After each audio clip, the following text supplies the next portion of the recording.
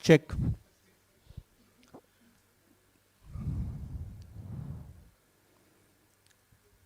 So good afternoon, friends. Thank you for joining us here on this occasion of our quarterly results announcement, the first quarter results announcement. Without wasting any time, I would call the senior dignitaries on the dais, starting by our MD and CEO, Mr. Ratan Kesh. Sir, requested to be on the dais. Our Executive Director and Chief Business Officer, Mr. Rajendra Kumar, sir.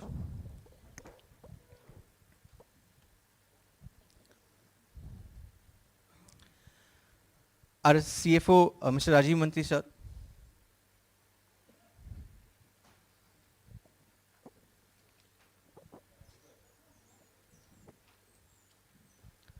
So thank you once again for joining us on the occasion of the quarter one financial results. We have with us our top management.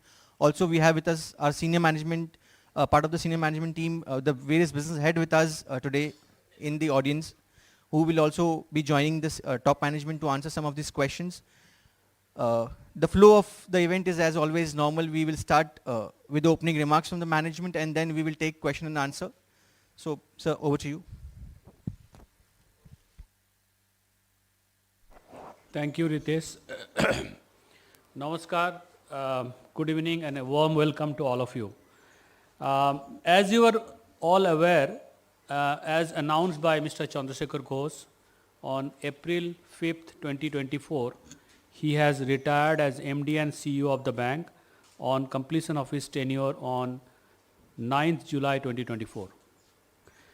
Mr. Ghosh played a very vital role in taking Bandhan Bank on such a phenomenal growth path. On behalf of the board and the management, I would like to place on record the outstanding contribution of Mr. Ghosh, founder and MDC of the bank since inception till 9th of July 2024. His contribution to the banking sector, particularly the MFI sector, is unparalleled. We wish Mr. Ghosh all the very best in his future endeavors. Pursuant to the approval of the RBI, the board had approved my appointment as interim MD and CEO with effect from 10th July 2024 for a period of 3 years or till the new MD and CEO takes charge, whichever is earlier. As informed earlier, the board has appointed a search firm to assist in identifying potential candidates to take on the role of MD and CEO of the bank. Due process is being followed by the bank board in this regard, and the same is on track. We will keep you updated on any major developments in due course. Now, coming back to the quarter, let me begin with the macro update. Despite various global uncertainties, India's macro parameters remain strong. Real GDP witnessed a growth of 8.2% in FY24. RBI expects real GDP to grow at 7.2%, and the CPI inflation is around 4.5% during FY25. While the RBI stays cautious and is in no hurry to cut repo rate, banking system liquidity has eased a bit and turned into a modest surplus recently. The Union Budget announced earlier this week was a fine balance between fiscal prudence and support for sustainable and inclusive growth. In line with the long-term goal of Vikasit Bharat, the budget revolved around themes of employment, skilling, rural development, MSME, middle class and women empowerment. The budget strongly reiterated support for agricultural sector, rural India in general, and continued focus on affordable housing and removing the bottlenecks of the MSME sector. These initiatives will go a long way to drive India's economic growth and sustainable development story over the next several years. Some of the announcements made in the budget will give our bank an opportunity to create greater impact by participating in the government's drive and thereby reap huge business benefits. Indian banking sector continued to witness decent credit growth and further improvement in asset quality. Overall, the favorable macro backdrop should continue to help the momentum in the Indian BFSI sector in the coming quarters. Now let me talk to you about the quarterly performance of the bank. Typically quarter one in Bandhan Bank has always remained a soft quarter in previous years. However, this quarter one, we have seen all-round improvement across the major parameters. We have witnessed robust financial results driven by pickup in business momentum, stable margins, good control over operating expenses, and improving asset quality performance. In terms of balance sheet parameters, the bank has witnessed a strong pickup in both advances and deposits in line with our guidance. Over the last 3 years, we have seen a sequential decline in advances in quarter one compared to quarter four of the previous financial year. However, in this quarter, we have seen sequentially stable advances at rupees 1.26 lakh crore with a YOY growth of around 22%. On the deposits front, deposits stand at 1.33 lakh crore with YOY growth of about 23%, which remain higher than advances growth with sequential stable share of retail deposits, which is CASA plus retail TD at 69%. This is in line with our stated strategy. Despite the deposit market remained competitive, resulting in slightly higher cost of funds, despite which we were able to protect our margin during the quarter. NIM stands at 7.6% in quarter 1, 2025. Cost metrics improved on a sequential basis, and we are committed to invest in people, products, technology over the next few quarters. Additionally, our focus on credit quality and the guardrails adopted over last couple of years are further evolved. Specifically, the steps taken since April 2023 are showing manifold improvement in our portfolio quality. This is reflected in control over fresh slippages at 891 crore in quarter 1 FY2025 versus rupees 1017 crore in the previous quarter. And the continued focus on recoveries led to a steady performance in our asset quality. Gross NPA is at 4.2%, net NPA at 1.1% versus 3.8% and 1.1% respectively in quarter 4 FY24. In quarter 1 FY25, the bank reported a profit after tax of 1063 crore, up 47.4% year on year, with an ROA and ROE of 2.5 and 18.8% on an annualized basis. I am happy to say that the bank has very strong and committed team with shared values, and we will work in close collaboration to meet the expectations of all stakeholders. Let me give you a quick update on the CGFMU. I'd like to take the opportunity to update you on the CGFMU audit. When we spoke in the last quarter, we told you that the audit was in progress and we were expecting the closure of the audit soon. The audit has progressed very well, and the bank has provided all the support to the auditors in the entire process. The audit process is nearing a closure. The management is confident of having a positive closure soon.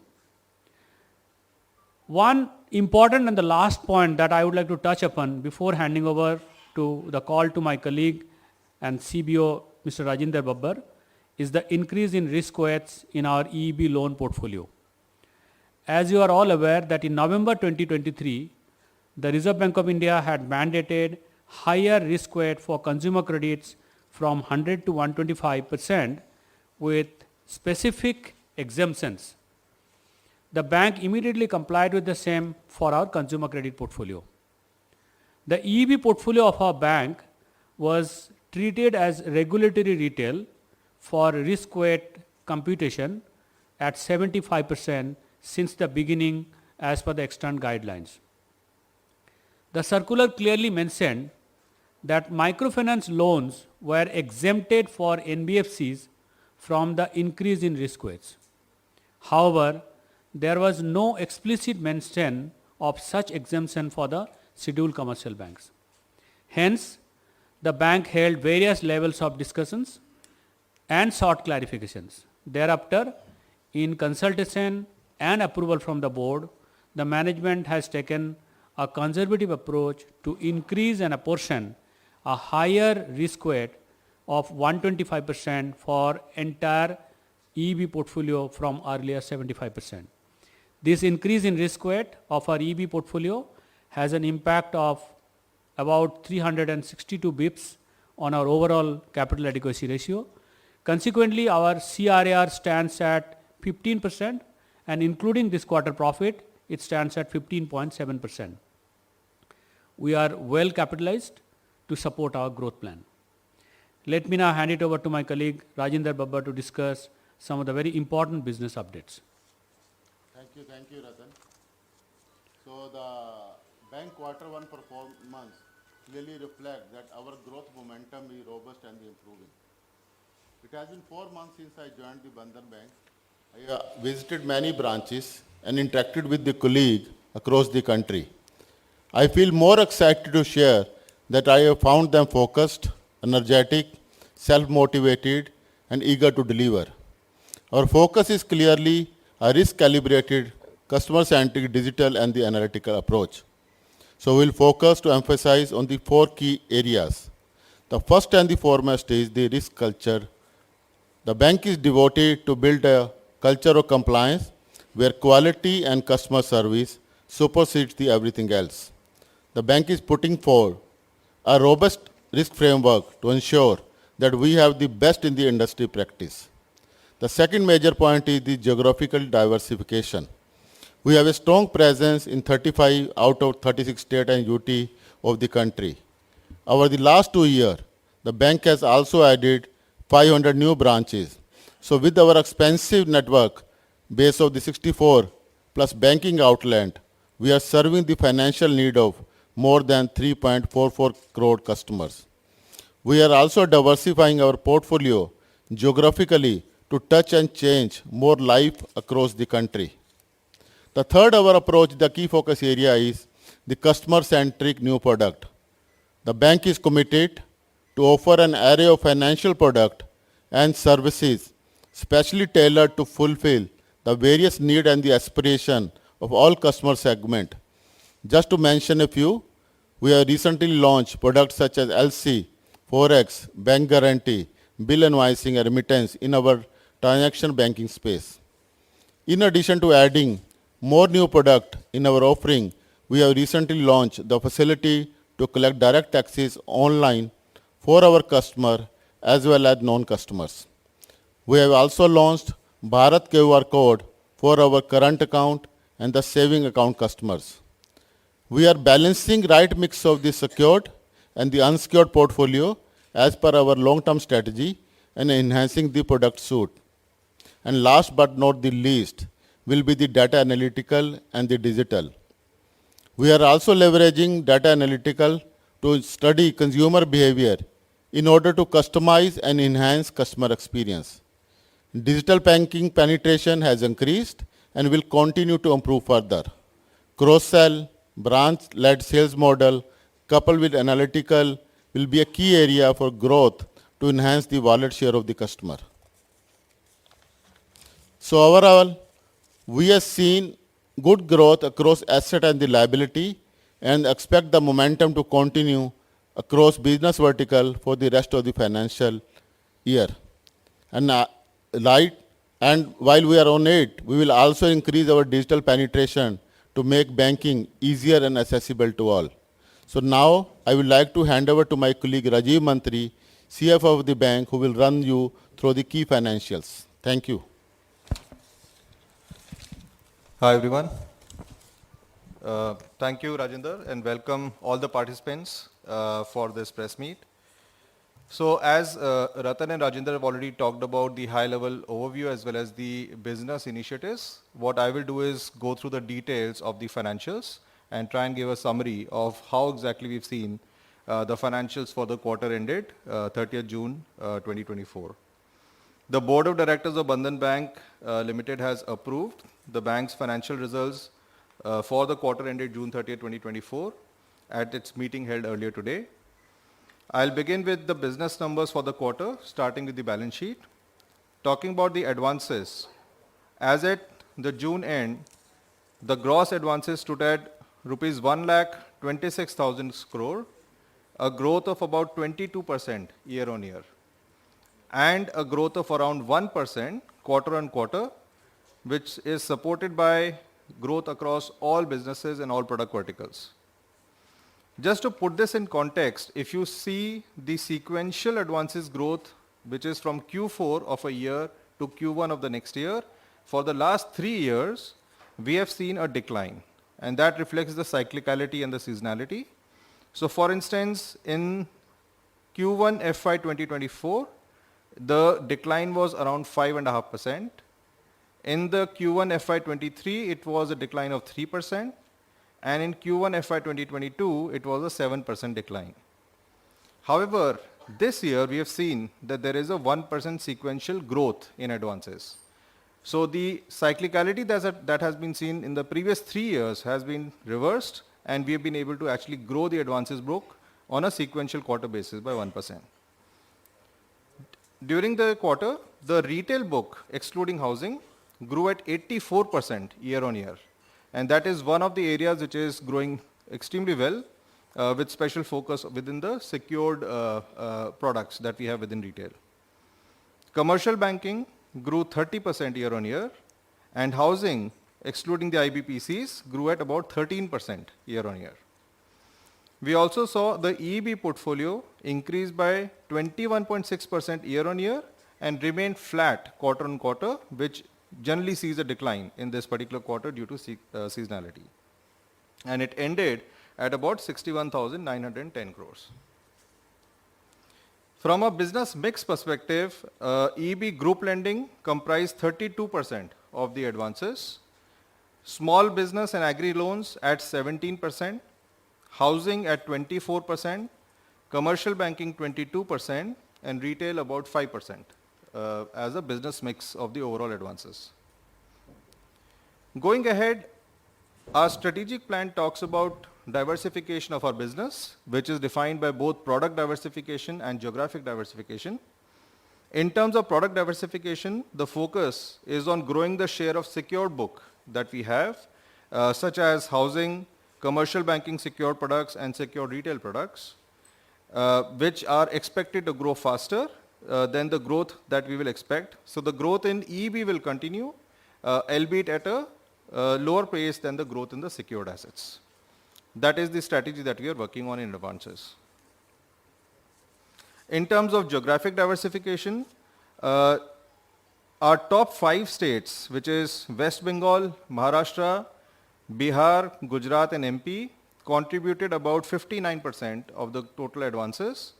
West Bengal, which has been the largest, contributed 24% of the advances versus 25% in the previous quarter, and in the previous year, same quarter, representing the geographic diversification that we are working on.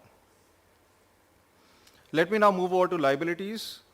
On liabilities, as at the June end, our deposits stood at 1.33 lakh crores as against 1.08 lakh crore in the previous year first quarter, which represents a growth of 23% year on year.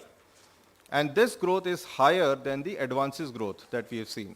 So we have been able to continue to grow our deposits faster than the advances growth that we saw in the previous financial year as well. Due to our continued focus on granular retail deposits, our total retail deposits, which is CASA plus retail term deposits, grew by 19% year on year and remained at a stable level of about 69% of the total deposits. Within this, the growth in the retail term deposits was 25% year on year, and that helped in terms of the overall retail deposit ratio remaining stable. CASA deposits stood at 44,456 crores and constituted about 33.4% of the total deposits. On a year-on-year basis, CASA grew 13.8%.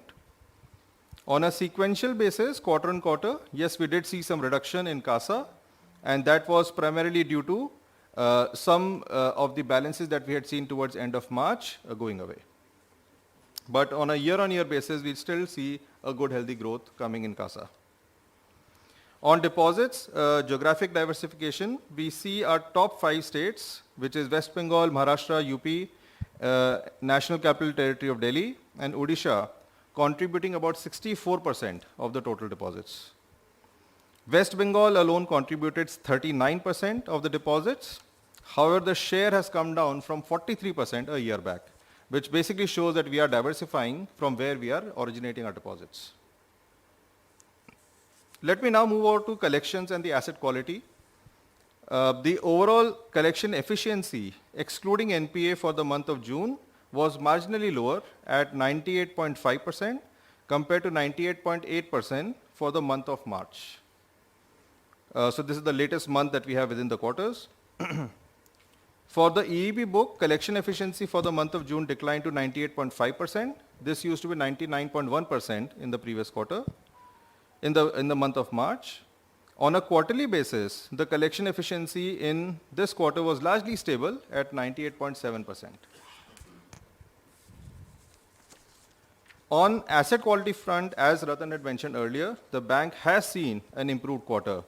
Gross slippages, which is a key metric that we measure and monitor, declined to 891 crores during this quarter, down from 1,017 crores in the quarter of March 2024.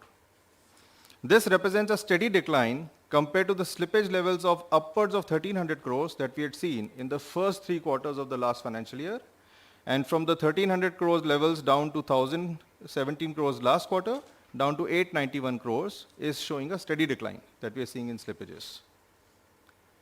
And within this, the slippages in the EEB book in the current quarter also moderated to 543 crores compared to 610 crores in the previous quarter, representing the focus that we have within the EEB business on the slippage monitoring.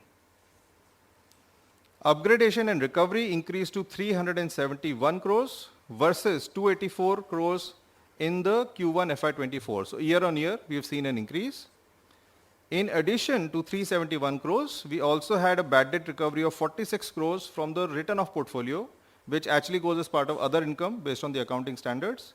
So if you look at the overall combined would be close to 415 to 420 crores of recovery, representing a healthy increase compared to the last year. Now let's talk about the DPD pool.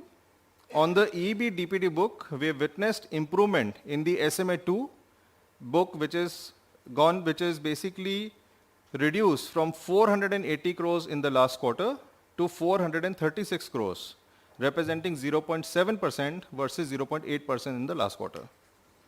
And SMA1 book has stabilized at about 420 crores, which is another 0.7%. However, we do see some risk which is building in SMA0 book, which is increased 30 basis points quarter on quarter to 580 crores at 0.9%. These DPD buckets is something that we monitor very, very closely to see if there is any emerging risks that needs to be managed. The increase that we have seen in the SMA0 book is primarily on account of some slowdown in collection as a result of heat wave and floods that we have seen in some selected geographical areas within the country. Net result of this on the P&L in the form of credit cost for the quarter moderated to 1.6% on an overall basis across the entire book. So this is a remarkable reduction. However, as we are cognizant of the risks which are still there, we want to be aligned to the guidance that we given earlier. And for the full year, we expect the credit cost to be in the range of 1.8 to 2%. Gross NPA ratio is at 4.2% in this quarter compared to 3.8%, reflecting a marginal increase. Net NPA was sequentially stable at 1.1%. What we have got as provision coverage ratio is higher, which has gone up from 71.8% last quarter to 73.7%. So almost a 2% increase that we have in the PCR. With this, I'll move to the last section, which is on profitability. Within profitability, if we start with the net interest income, that grew to 3,005 crores, which is an increase of 20.7% year on year and a 4.8% quarter on quarter. This is supported by NIM expansion, which is 22 basis points year on year to about 7.6%, healthy advances growth, and also the impact of the lower slippages that comes into the NII. Our net interest margin was at 7.6% in the Q1 FY25 as compared to 7.3% in the same quarter last year. So that's the increase that we've seen. Despite some pressure on the cost of funds, which we have seen expanding by about 10 basis points, we have been able to sustain and protect our margins sequentially on a quarter-on-quarter basis. Net total income in this quarter was 3,533 crores, which represents an increase of 23% year on year, and aided by year-on-year growth in other income of 37% in addition to the NI growth. So whilst NI grew, the other income grew even faster. Overall, our revenue grew by 23% year on year, and that represents a growth rate higher than what we've seen in the expenses. So moving to operating expenses, they reduced compared to last quarter by 7.5%. So the cost tightening and the cost focus that we are making sure that operating expenses are looked at in a close manner, and that is leading to improvement that we've seen in the costs. However, we have made sure that we continue to invest in the right areas. On an underlying basis, our operating expenses remained flat quarter on quarter, adjusted for some one-off items also that we've seen in the last quarter, which we had highlighted. On a year-on-year basis, operating expenses grew by 21.2% as a result of investment in people, branch network, and technology. And as I had mentioned, we will continue to invest in these areas and also in building the key capabilities that we are looking for to drive the growth in the business in alignment with the strategic plan that the bank has. Operating profit for this quarter was 1,941 crores, registering a growth of 24% year on year. And as a result of this strong operating performance and improvement in credit costs, the bank registered a net profit of 1,063 crores in this quarter compared to 721 crores in Q1 2024, representing a 47% year-on-year growth.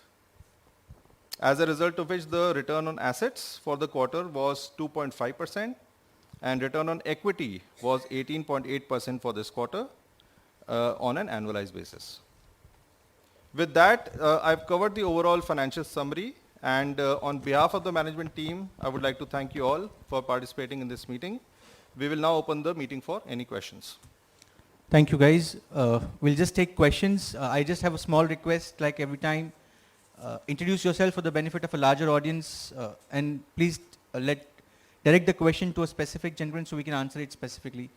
In the meanwhile, if you can have the mics, please.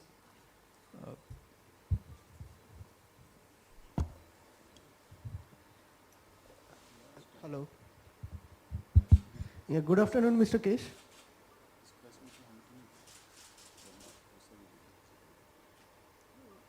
Where is the question? Yeah, good afternoon, Mr. Kesh. This is Pinak from Telegraph. So it was highlighted during the conference that there has been a cyclical shift basically in the demand trend. Over the last 3 quarters, we have seen a decline. Now there is an improvement actually. So what do you see are the factors that has led to this, and is it kind of a sustainable, means coming Q1 of the next financial year, can we expect similar growth? You are talking about the growth or you are talking about the quality? Both. Both. So, you see, the Q1 generally is, as we said, it's a muted quarter. This time around in Q1 we also had heat waves and the general election. which has some impact. Having said that, as articulated by my colleagues, that we've been able to contain the degrowth which we generally witness in every quarter one. We have actually sequentially we have grown marginally. So that's a good thing, which also means that some of the practices that we have been following over the last few years and have been correcting, that is working. So we hope to continue that going forward. Second is, as you see, the multiple parameters are getting reflected in our ability to control the credit quality, both at the beginning as also during the process of the loan journey, how you are improving our recovery and efficiency, that is actually improving. Therefore, we are confident that going forward, you will see lot more progress, including in the quarter one for the next financial year. Thank you, Pinak. If anybody has any more questions, Atmajada. Yeah, Atmadi from Economic Times. Quite a few questions actually. First of all, would like to get a clarification from you. In your speech, you mentioned that you have been appointed for an interim for 3 years, or it is 3 months? 3 months. 3 months, right. 3 months. And or whenever the new CEO Right, is, right. the Now decision actually, is taken. Yeah. Okay. Second thing is EEB portfolio, there was 75% risk weight earlier. Now we have increased it to 125%, right? So as you said that there was a discussion with the regulator. So whether there is any direction directly from the regulator, or you have taken the decision on your own? I didn't say this discussion with the regulator. I said that there was a regulatory guideline came in November. Right. We interpreted it and we have implemented for consumer credit. There was a specific exemption for the NBFC microfinance portfolio, which was not available for the scheduled commercial banks. So we went back to internal discussions, deliberated, and then we discussed with the board, taken approval of the board, and we took a conservative call saying that we will assign and apportion higher risk weight for the entire EV portfolio. That's what has been done. Okay, sorry, my mistake. But have you sought any clarification from the regulator on this point? See, regulatory conversation with the bank is a part and parcel of our life. But this specific item, we have interpreted in a particular way, implemented it, and we saw that since NBFCs are exempted, banks are not, we went back to our own internal deliberation within the management and then taken views of the board and taken approval of the board. Okay. It's a conservative approach taken by the bank. Right. So that impacted your CRR by 375 basis points. Am I right? 300 and... I think 3.3% impact. And just to correct, earlier the risk weight was 75%, which has gone up to 125 now. Right. So 362 bips. 362 bips, sorry. Okay. So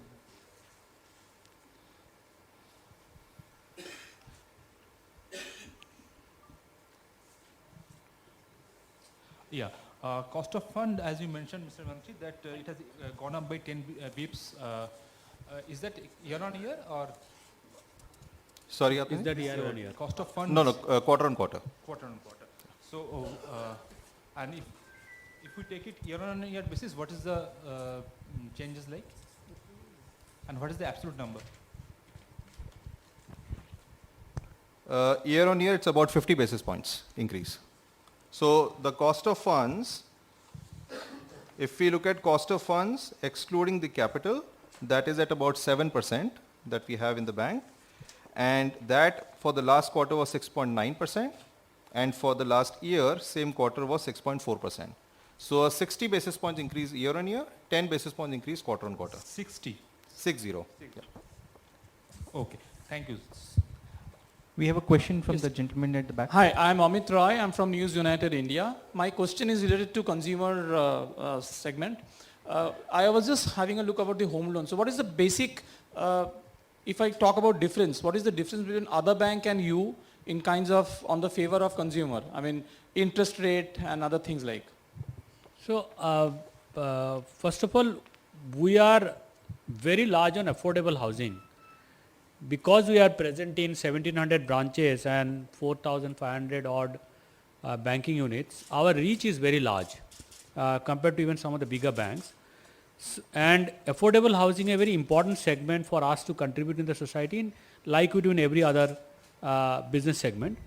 So our reach is better. So we are able to reach out to the borrowers and then give them the facilities for housing and lab facility. In terms of interest rates, we are extremely competitive compared to, let's say, the affordable housing companies. Because we are a bank, we are able to offer a significantly competitive rates better than most of the Are housing you finance better companies. than other national bank? We are, as I said, we are pretty much competitive in terms of affordable housing. But we also have prime housing. That's a book that Rajinder and his team are building. That's an area where in the urban housing also we have footprint, which is a book that is now we are growing because of the urban presence that we have. We,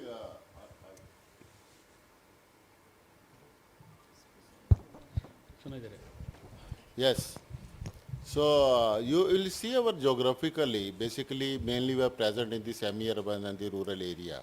So there the reach of the most of the bank is quite less. And that is our focus area too, for affordable housing and the prime housing. Prime housing no doubt relate to the metro, but affordable housing is basically for that area. So we are able to give a loan to even the smaller customer for the micro housing loan, where we are doing quite well. Two more questions, if I may ask. One is your housing book has grown a little less than, less than the average, 22%. It was 13%. So what is the reason for that lower growth in housing? Number one. Number two is how was your treasury book performed during the quarter? Because there was a change in RBI norm. So how did that impact your book, your portfolio? Sure. So Housing book, Atmadeep, if you see the last year quarter FY 2023 quarter 4, we did a migration, and then subsequently there were certain teething problems which we have been trying to solve. Thankfully now, over the last 2 to 3 quarters, the book has been growing. So if you see the sequentially or even on your YY basis, the growth has been decent growth, housing book growth. Across all geographies we have been able to grow. Whatever impact we had is generally a quarter 1 impact, and across all banking businesses you will find the quarter 1 is slightly muted. But I think housing book we are come out of all the problems. Now we are in a decent shape in terms of ability to deliver significant growth going forward. But treasury on the second part of your question, Pradeep, I think we have implemented the master guidance on the investment circular that came through from the 1st of April. As you know that this circular basically requires certain changes in the accounting. One of the key impacts that we have seen in this quarter is in our reserves and surplus. Because as part of the classification change, which basically now allows the gains also to be recognized as opposed to only losses earlier, we basically had a net gain of about 99 crores, which has been added to the general reserve, and a net gain of about 219 crores, which has been added to our AFS reserve. That is the key impact which has come through within the quarter from a financial books perspective. Thank you. I think Then we have Atmadeep, just time. quickly, quarter 1 FY24 we did 13 billion disbursement in housing. This quarter 1 FY25 we did 20.8 billion disbursement. So that's a significant increase. I think we have scope for one last question if we can take so. Your profit after tax has grown up by 47%. What are the main factors that contributed to this growth? Rajiv? So if you look at the overall breakup of the profit, I think there are 4 broad factors which we have seen impacting the profitability, which has led to substantial increase in the profitability. The first is basically our overall advances that we have seen. I think on a year-on-year basis, as we mentioned, our net interest income has grown by 21%, and that is because we saw a 22% growth in the advances, and that has helped in terms of making sure our net interest income grew by a healthy percentage. In addition to that, there has been a lot of focus the bank has done on growing the non-interest income. This is in the form of processing fees, this is in the form of third-party products, this is in the form of all other types of income that we have been basically focusing on. And the bank has also been launching new products which will help us generate greater other income. That grew by 37% year on year. Also, the focus on expenses led to an expense growth of only 21%. So a lower growth of expenses compared to a higher growth of revenue has helped our operating profit grow by almost 24%. But the key piece is really provisions, and provisions actually declined year on year by 13%. Last year we had provisions of 602 crores in that quarter, and this year was 523 crores, and that is because of the lower slippages and the focus on portfolio quality. Net result of all of this is a 48% or 47% increase in profit after tax. Expenses for the quarter came down by 8%, but year on year it increased by 21%. So naturally, as you're building up your team, the expenses will continue to grow, but the growth rate was lower than the growth rate of revenue. I think thank you very much. I thank you for joining us here for this press conference and asking your questions. If there are any further questions, we'll take it offline out. People are here to answer your questions. The management has to proceed for the investor call. So we just request for a photo op opportunity for all of us, and then we can proceed for the investor call. In the meanwhile, if there are any further questions, we'll be free to answer offline. Just a second.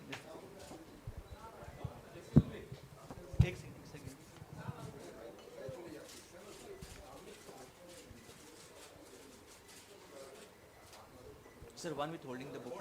Sure. Sir, आपका book. हाँ, ये.